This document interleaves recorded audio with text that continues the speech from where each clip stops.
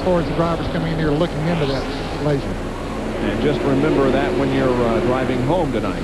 Don't exceed the speed limit, because law enforcement agencies throughout the U.S. have use of this particular gun. Well, that speed that we saw Ernie Irvan achieve at the end of the backstretch there was about 10 miles an hour slower than what we saw the leaders achieve earlier in the race, but it was in the braking zone.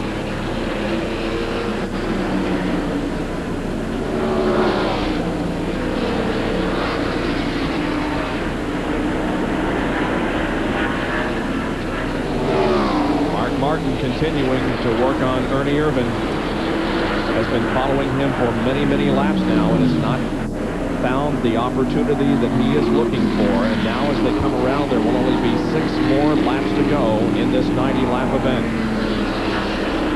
Well, Jerry Punch, who's the mechanic of the race for this Budweiser at the Glen?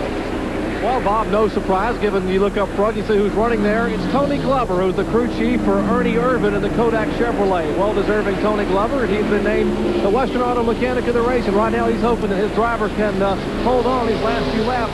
They realize the road course can be pretty treacherous, as Alan Quickie just found out up in turn 5. Yeah, he lost control coming through this turn, Jerry, and spun way much farther down than the other drivers that we've seen spin here. He thought he was going to be able to keep it out of the wall, but he didn't. But he is going again now, so maybe there will be no full course caution. There is a caution in this area, but Alan Quickie on the again. No indication that we will have an overall caution, as Doyle Ford does not make a move for it. This is how it happened. Well, you see, he just came in there. He might have hit the brakes and locked him up. He was pretty close to another car coming into that turn, Bob. And once he got the brakes locked, he just kept spinning it around, hoping to keep it off of those tires. But you can see it touches fairly heavy, but not as heavy as something we've seen. No serious damage to the car. He has it headed in the right direction again. And now back up front, it is still Ernie Irvan being pursued by Mark Martin. Looks like it's going to come down to a battle between these two. I don't know. Look right behind him. Is Davey Allison caught these guys, or am I just imagining things? Yeah, I think maybe he is closing in on him a little. Davey Allison, of course, won that controversial race at Sears Point on the road course in June. Yeah, Benny, I think you're right. He is catching him. Ricky Rudd is back there in 4th.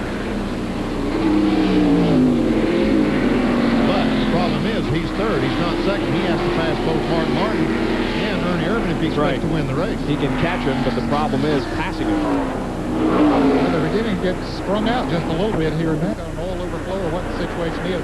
But for the Bobby Hamilton fans, he's still out there racing. Ernie Irvan made the pass on that 54 car driven by Jim DeHaag at 104 miles an hour. Yeah, that's pretty steamy speed at the point of the racetrack that he was on. But he made it.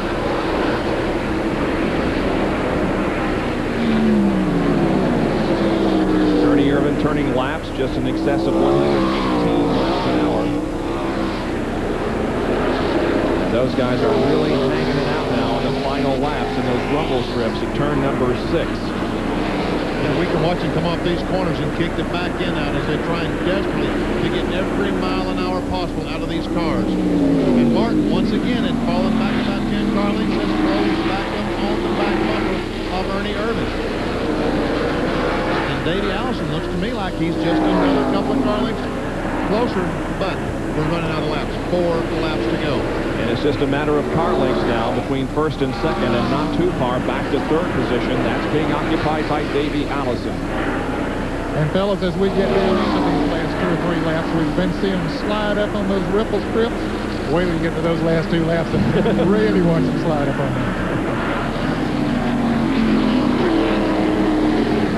Mark Martin's best finish this year, 2nd at Pocono. We're going to watch him now over those rumble strips with the ground cam as they head into turn number 6.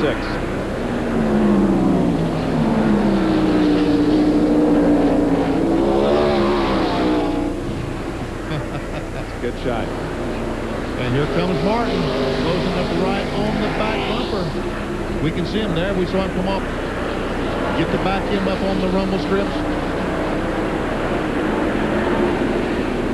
And Davey Allison, I'm telling you, he's just another couple of car lengths closer than he was the last time. 3 laps to go. Yeah, that's the traffic that's going to kill him. 3 laps to go. Right. The circuit is 2.4 miles. NASCAR, of course, uses the short course here at Watkins Glen. There is an additional portion of this racetrack that's used for some racing called the boot, but this is the short course that they're using. Well, he was up to about 146, was it, Ned? Yeah, he already had the brakes on pretty heavy when he got down to 146. Yep.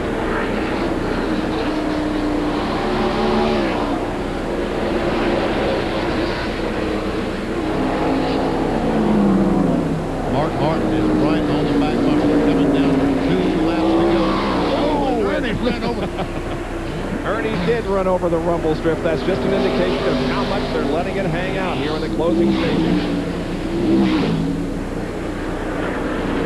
Looks like our tread cam that bit the dust last Saturday night at Indianapolis Raceway Park in the Grand National race that we hope you saw last night on ESPN. And Mark, go ahead. Martin wants to get as close to the back of Ernie Irvin as he can to pressure, try to make him slip. We saw him miss a gear earlier on, and 3 or 4 cars got by him. Martin wants that to happen, but the last few laps, Ernie Irvin has been almost perfect, hasn't he? Yes, he has. He's been driving a very good line, and I'm sure that mistake that he made a little bit earlier, that he's remembering that and saying, hey, I don't want to do that again. And if my calculations are right, as they come into turn 5 here, Bob, Richard Petty has moved into the top 10, and it'll be his first top 10 finish of the year if he does stay there. That's right. Since Pocono in July of 1990, Richard Petty has a top 10 finish going. He is in 10th position, and this time around, they will get the white flag indicating 1 more lap to go. They approach turn number 6 once again.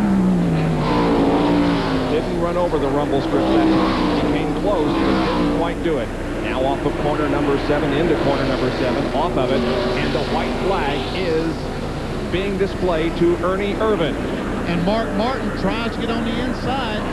Here's Davey Allison. Mark is going to try to outbrake him down here. Oh, they're alongside, they're side by side, and Mark has to jam on the brakes, and he spins, and also the 28 car spins.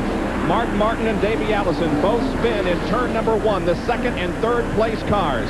Mark just went in a little too hard there on the inside of Ernie Irvin in a bid for the lead. I thought he had the corner made, but as he came out, the car got around on him, and Davey Allison also had to stand on the brakes and spin, and that's going to give the victory, apparently, to Ernie Irvin.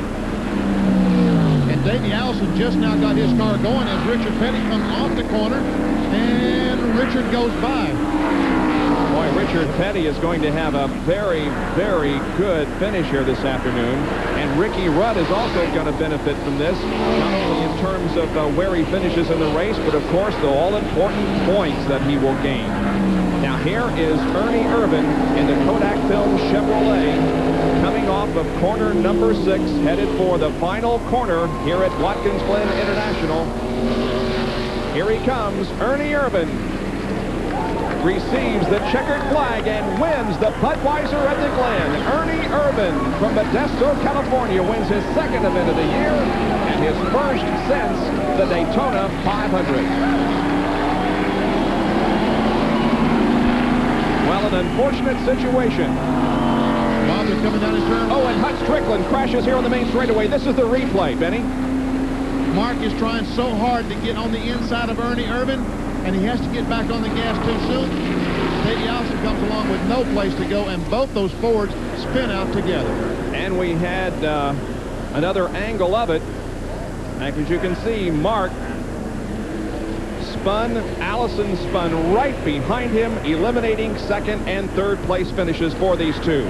Now, here's what happened with Hut Strickland and Bill Elliott, as Hut made heavy contact with the inside wall coming off of corner number 7, and Bill Elliott also spun around. You remember Elliott had a problem in the last lap last year. Well, those two fellas have been racing lap after lap for that. I don't know what spot they're racing for, but they've been nose to tail for the last 15, 20 laps.